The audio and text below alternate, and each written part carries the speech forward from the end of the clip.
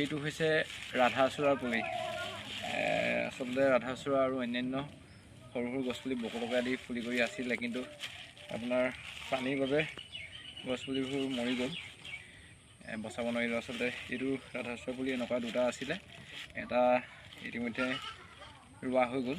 এইটো পুলি ৰুইছোঁ, ইয়াক জীয়াব লাগিব আৰু তেনেকুৱা পুলি লাহে লাহে ৰোৱাৰ প্ৰচেষ্টা এটা লগত ৰাখিম।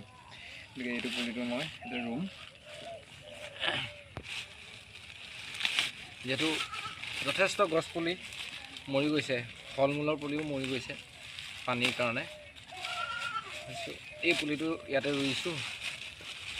এটা সুন্দৰ পৰিৱেশ সৃষ্টি হ'ব ইয়াৰ পৰাই। গতিকে ইয়াক জীয়াই ৰখাৰ দায়িত্বটো আমাৰ। গতিকে